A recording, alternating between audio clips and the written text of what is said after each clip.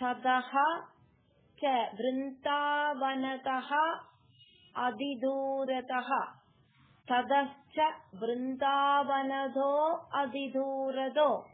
वृन्दावनतोऽधिदूरतो वनं गतस्त्वं गलु गोपगोकुलैः हृदन्तरे भक्ततरद्विजाङ्गना कदम्बग कदम्बगानुग्रहणाग्रहं वहन् ततश्च वृन्दावनतोऽधिदूरतो वनं गतस्त्वं गलु गोपगोकुलैः हृदन्तरे भक्ततरद्विजाङ्गना कदम्बगानुग्रहणाग्रहं वहन् ततः निरीक्ष्य अशरणे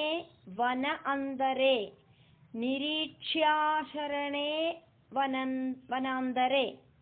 किशोरलोकं क्षुदितं तृषाकुलम् अधूरतः यज्ञपरान् द्विजान् प्रति व्यसर्जयः दीदिवि याजनायतान्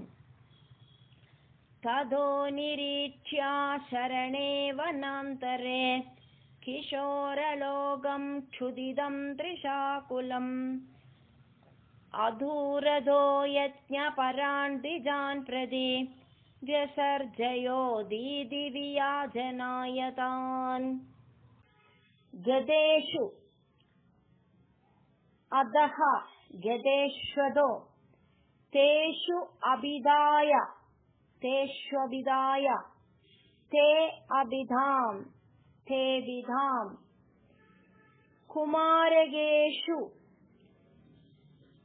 ओदनयाजिषु प्रभो कुमारगेषोदनयाजिषु प्रभो श्रुतिस्थिराः अभिनिन्युः अश्रुतेन् श्रुतिस्थिरा अप्यभिनिन्युरश्रुतेन् न किञ्चिद् ऊजुः च किञ्चिदूजुश्च महीसुरोत्तमाः किञ्चिद् ऊजुः च किञ्चिदूजुश्च गदेष्वतो तेष्वभिधाय ते विधाम् कुमारगेषोदनयाजिषु प्रभो श्रुतिस्थिरा अप्यभिनिन्युरश्रुतेन् न किञ्चिदूजुश्च महीसुरोत्तमा अनादराद् गिन्नदियः हि बालकाः समाययुः युक्तम् इदं हि यज्वसु चिरादभक्ताः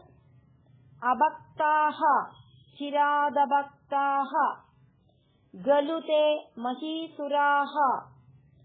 कथं हि भक्तं त्वयि तैः समर्प्यते अनादराद्गिन्नदियो हि बालका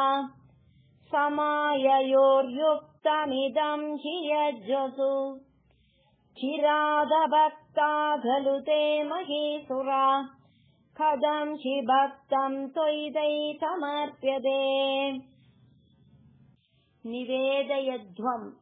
गृहिणीजनाय मां दिशेयुरन्नं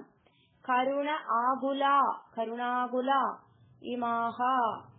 इति स्मितार्द्रं भवदा ईरिदाः भवदेरिदा गदाः ते धारकाः धारजनं ययाचिरे निवेदयध्वं गृहिणीजनाय मां दिशेयुरन्नं करुणाकुला इमा इति स्मितार्द्रं भवदेरिदा गदास्ते धारका धारजनं ययाचिरे गृहीतनामि त्वयि सम्भ्रम आकुलाः सम्भ्रमाकुला चतुर्विधं भोज्यरसं प्रगृह्यताः चिरं धृत त्वद् प्रविलोकन आग्रहाः धृतत्वत्प्रविलोकनाग्रहा स्वकैः निरुद्धाः अपि तूर्णम् आययुः तूर्णमाययुः गृहीतनाम्नि त्वयि सम्भ्रमाकुला चतुर्विधं भोज्यरसं प्रगृह्यता चिरं धृतत्वत्प्रविलोकनाग्रहा स्वकैर्निरुद्धा अभितूर्णमाययुः विलोलपिञ्चम् चिकुरे कपोलयः समुल्लसद् कुण्डलम् समुल्लसत्कुण्डलम् आर्द्रम् ईक्षिते आर्द्रमीक्षिते समुल्लसत्कुण्डलमार्द्रमीक्षिते निधाय बाहुम् सुहृद् अंससीमनि सुहृदंससीमनि स्थितं भवन्तं समलोकयन्तताः विलोलपिञ्चम् चिकुरे कपोलयो समुल्लसत्कुण्डलमार्द्रमीक्षिते निधाय बाहुं सुहृदंससीमिनि स्थितं भवन्तं समलोकयन्तता तदा च त्वद् उपागम उद्यता त्वदुपागमोद्यता गृहीतहस्ता दयितेन यज्वना तदा एव तदैव संचिन्त्य भवन्तमञ्जसा विवेच कैवल्यम् अहो कृदिनी असौ कृदिन्यसौ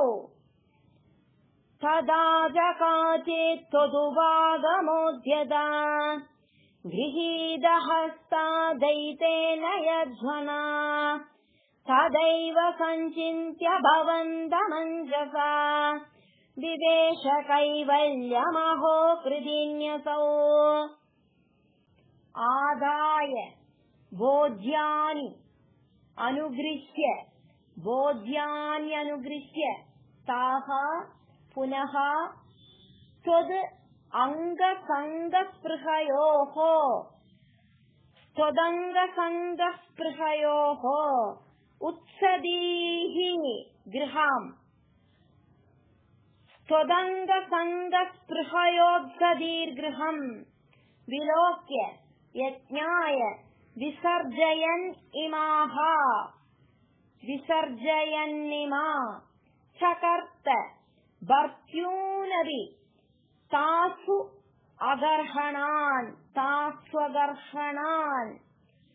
आदाय भोज्यान् अनुगृह्यता पुनः त्वदङ्गसङ्गस्पृहयोत्सदीर्गृहम् विलोक्य यज्ञाय विसर्जयन्निमा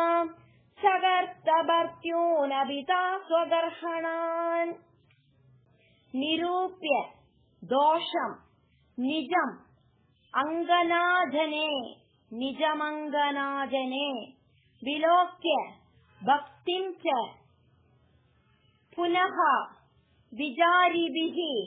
पुनर्विचारिभिः प्रबुद्धतत्त्वैः त्वम् अभिष्टुतः प्रबुद्धतत्त्वैस्त्वमभिष्टुतो द्विजैः मरुत्पुराधीश निरुन्ति मे गदान् निरूप्य दोषम् निजमङ्गनाजने विलोक्य भक्तिं च पुनर्विचारिभिः प्रबुद्धतत्त्वैस्त्वमभिष्टुतो द्विजैः मरुत्पुराधीश निरुन्ति मे गदान्।